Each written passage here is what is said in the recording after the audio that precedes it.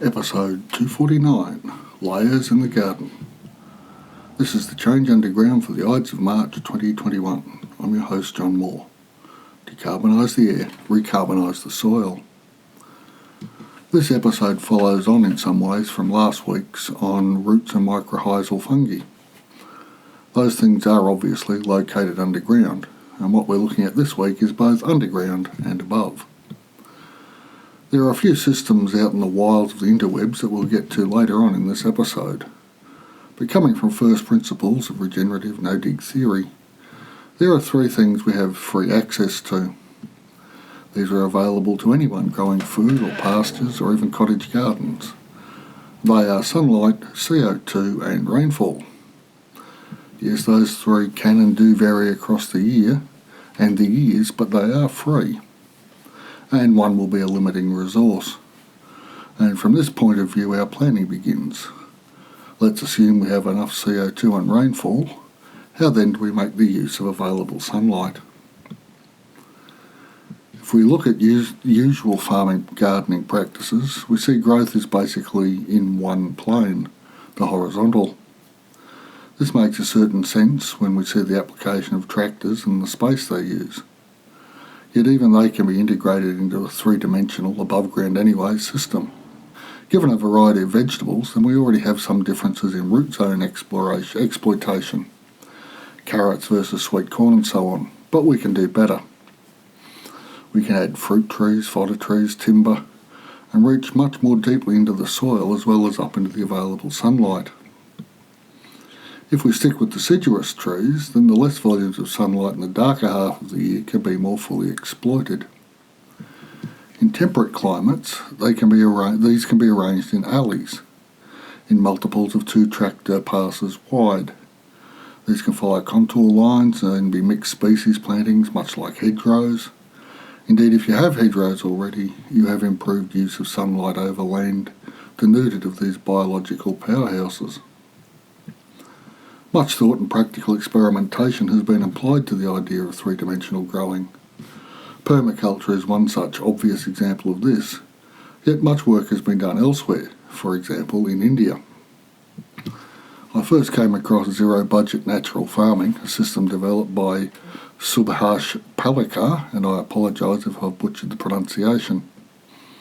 It's now known simply as natural farming, as is confusingly Fukuoka's system, or to be fair, non-system, and the two seem to overlap in places.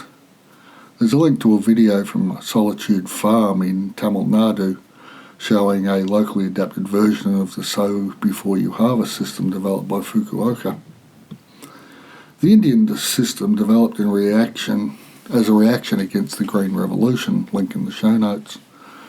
The Green Revolution was a system developed with hybrid seeds, chemical fertilisers and insecticides as a response to a growing food shortage around the world in the 60s.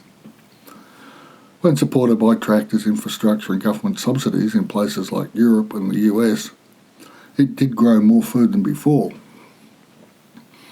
It also accelerated the death of soil and soil biota, but the output was all that mattered when people were starving, or so the thinking went at the time. And to be fair, many lives were saved. The system becomes even more problematic when it is applied without cultural sensitivity across the developing world. Locally adapted seed sources were scrapped and replaced by the, in inverted commas, improved varieties of the Green Revolution, which did not do quite as well as advertised without the industrial infrastructure to support them.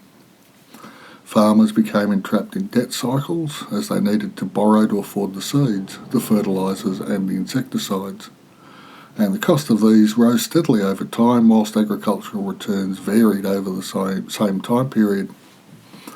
A good year and the debts were cleared, a drought, a flood or locusts, and the debt doubled as new seeds were needed for the next season.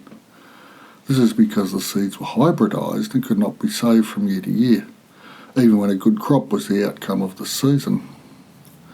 This led to the tragic case of increasing suicides among Indian farmers, and there's a link to that in the show notes.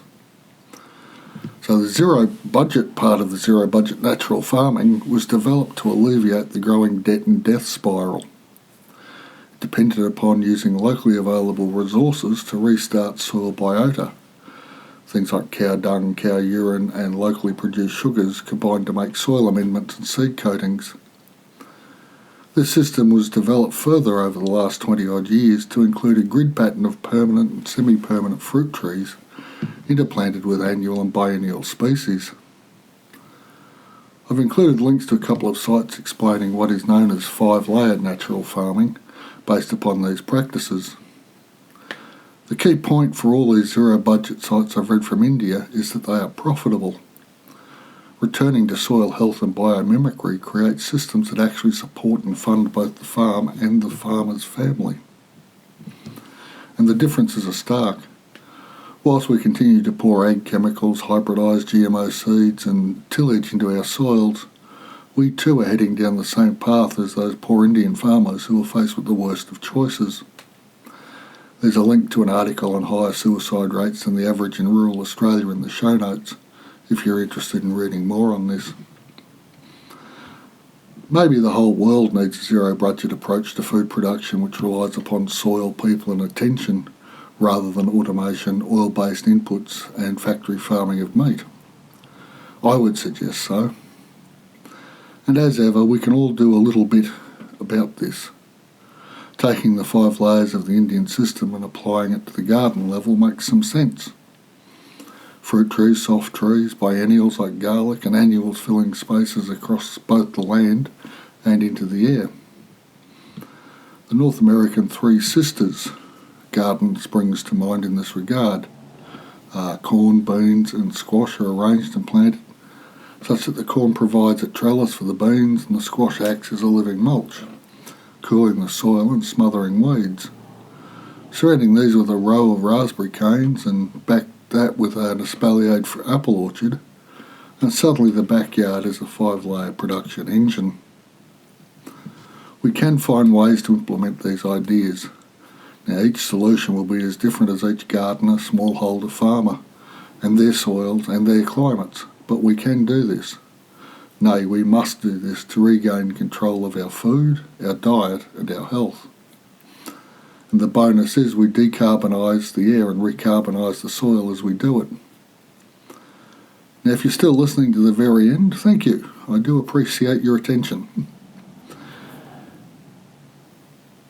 If you've found value in this episode, I have a new thing in the show notes and on the website at worldorganicnews.com where you can buy me a coffee, which is the thing that fuels this podcast. If that's a thing you might be interested in, it's the top link in the show notes as well. So thanks in advance. And thank you all for listening, and I'll be back next week with episode 250 and a major announcement.